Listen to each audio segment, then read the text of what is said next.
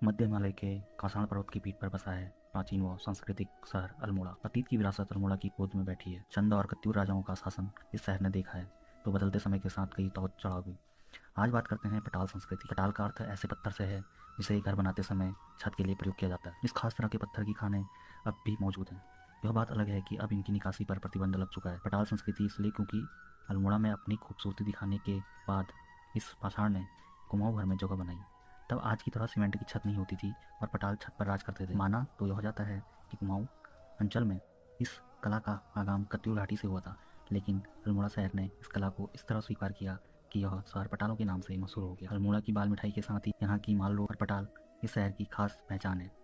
यह भी माना जाता है कि संस्कृति को बढ़ावा देने का काम चंद राजाओं के समय में हुआ। फिर पर्वतीय क्षेत्रों में जितने भी घर बने, हर घर में पटाल का प्रयोग किया गया।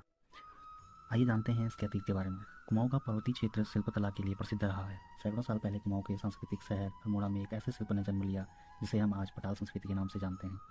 पटाल से घर बनाने की शुरुआत इसी शहर से हुई।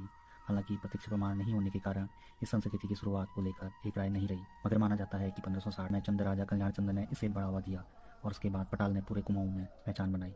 अल्मोड़ा शहर के एक बाजार को पटाल की वजह से पटाल बाजार ही कहा जाता है। पटाल डालकर मकान की छत को मध्य से ढलावदार बनाया जाता था ताकि बारिश का पानी छत में इकट्ठा न ही रिसते हुए भीतर तक पहुँचे।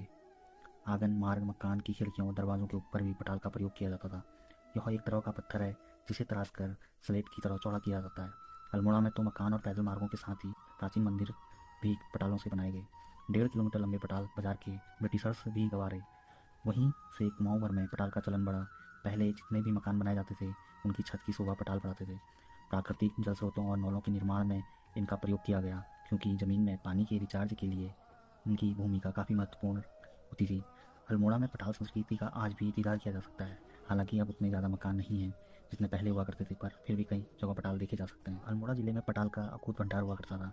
आधा दर्जन से अधिक स्थानों पर काफ़ी आसानी से बेहतर पटाल मिल जाते थे। डेढ़साल, साल्ट के साथ ही द्वाराहाट, गंगोली और क्वारब जैसे स्थानों पर जंगलों में काफ़ी मात्रा में पटाल मिलते थे।